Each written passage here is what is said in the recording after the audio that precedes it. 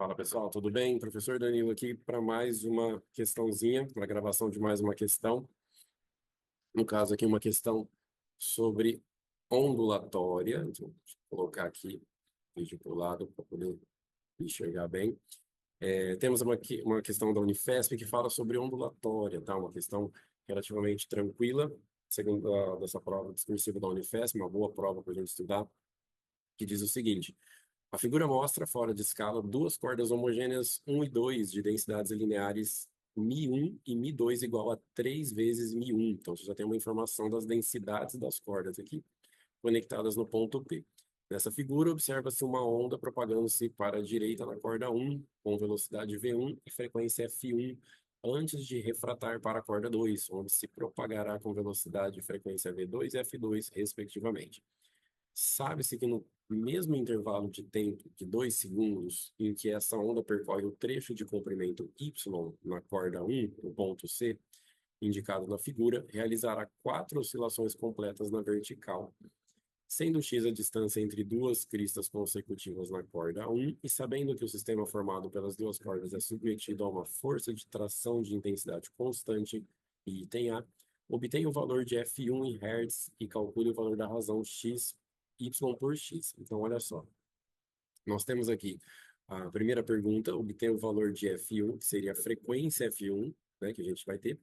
E a gente pode já trabalhar o conceito básico de frequência. Frequência, a gente calcula ela como sendo o número de oscilações que a corda vai dar, ou que a onda vai dar, em função do tempo dado, certo? Nós temos aqui um intervalo de tempo de 2 segundos que ele me fornece no texto. E ele fala que nesse intervalo de tempo, o ponto C, que é um ponto da corda, ele realiza 4 oscilações completas na vertical. Então, em 2 segundos, você tem 4 oscilações. Então, você tem a frequência F1 sendo calculada dessa maneira. Número de oscilações, 4, porque é o que ele está me dando aqui no texto. Em quanto tempo? 2 segundos. Ou seja, você tem uma frequência F1 de 2 Hz para essa onda, certo? Então, um primeiro trecho aqui, né, do item A que a gente está calculando, a gente já tem. E para calcular a razão y por x. Então, o que que é esse y, o que que é esse x? A primeira informação que a gente pode já complementar aqui é que a velocidade da onda na corda, ela é constante. Como a gente não está mudando a corda, a gente não está mudando a velocidade dela. Lembrando que velocidade de uma onda depende do meio em que ela se encontra. Então, se não mudou o meio, não muda a velocidade. Está tudo na corda 1 ainda. Quer dizer que eu posso falar que a velocidade de x, ou que passa, né, que a onda passa por x, é igual à velocidade da onda quando ela passa por y. Eu posso fazer isso daqui nessa resolução. Pela equação da ondulatória, a gente pode trocar esse Vx por lambda vezes f. Lambda seria o comprimento de onda e f seria a frequência, que é a frequência 1, que a gente acabou de descobrir aqui. E a velocidade em y, a gente pode utilizar a equação de velocidade média, ΔS por ΔT. Então, estou trocando essas equações de velocidade dessa maneira. Levando aqui para cima, o lambda, que seria o comprimento de onda, ele é o tamanho de uma oscilação completa. Ou você pode pensar que a distância entre uma crista e outra da corda, quer dizer, você já tem o x como sendo o nosso comprimento de onda. A frequência é 1, a gente viu que vale 2. O deslocamento, a gente vai pegar aqui na corda 1, y, que é o deslocamento naquele trecho da corda. Então, isso aqui seria o meu próprio ΔS. E isso acontece em 2 segundos, porque ele fala que no mesmo intervalo de tempo, 2 segundos aqui no texto, essa corda, essa onda, ela percorre o trecho y. Então, ΔSy por ΔT2. Agora, dando uma ajeitada aqui, fazendo as contas para chegar nessa razão de de y por x, aliás, você teria 2 vezes 2 igual a y por x. Ou seja, essa razão y por x, ela é igual a 4. Não tem unidade de medida, né? A gente tem aqui uma grandeza adimensional, porque são duas grandezas de mesma dimensão que a gente está dividindo. Então, você tem o item A concluído dessa maneira, ok? Item B. Obtenha o valor de F2 em Hertz e calcule o valor da razão V1, V2.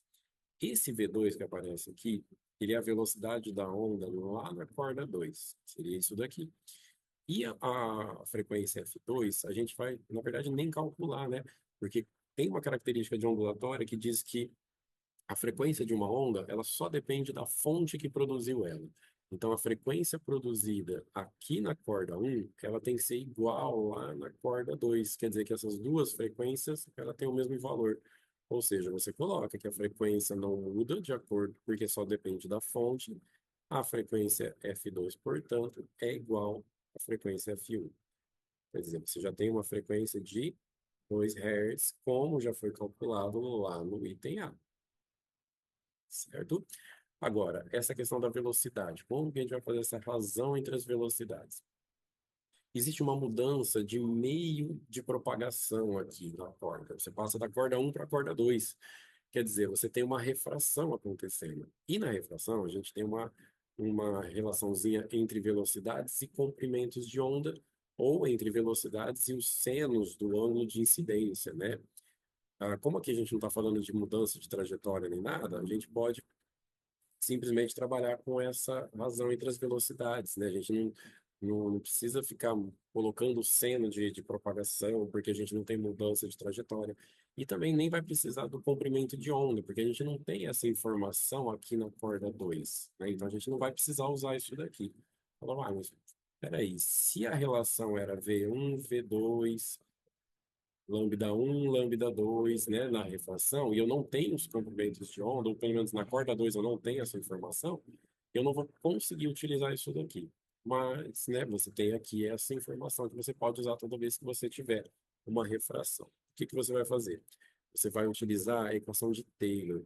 Por quê? Lá no começo do texto, ele fala de duas coisas bastante importantes. As densidades lineares das cordas, né, que ele fala aqui que você tem Mi2 igual a 3 vezes Mi1.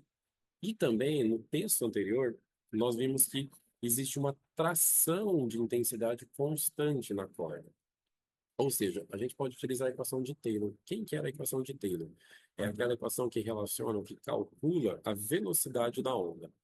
Velocidade é a força de tensão em função da densidade linear, todo mundo dentro de uma raiz quadrada, certo? Então, a razão V1, V2, a razão V1, V2, ela pode ser calculada pela razão entre essas duas fórmulas aqui, ó. F sobre Mi1 dentro da raiz, F sobre Mi2 dentro da raiz. Tô fazendo algumas adaptações algébricas aqui, né? Colocando a fórmula de um jeito um pouco mais simples, eu posso pegar e inverter essa equação de baixo e multiplicar pela de cima e todo mundo dentro de uma única raiz. Então, conserva a fração de cima, multiplica pelo inverso da fração de baixo, e como tem raiz na parte de cima e na parte de baixo, eu posso colocar todo mundo dentro dela.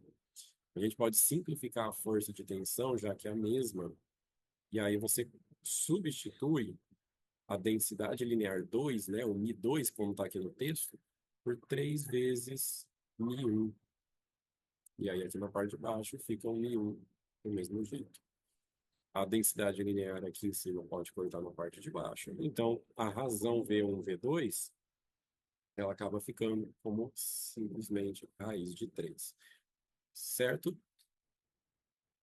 Então, aqui a gente tem uma resolução a partir da equação de Taylor. A equação de Taylor que ela acontece quando você tem cordas tensionadas, que é esse caso aqui. Você tem uma corda, e ele inclusive indica isso no primeiro, no enunciado, né, no começo do texto, que ele fala que tem uma tensão ou uma tração constante. Então, se é uma corda tensionada, você pode utilizar a equação de Taylor. Aliás, ele até fala das densidades lineares, né? Então, é um indício que você vai aplicar isso nessa equação. Então, força de tensão na parte de cima, densidade linear na parte de baixo. Ok?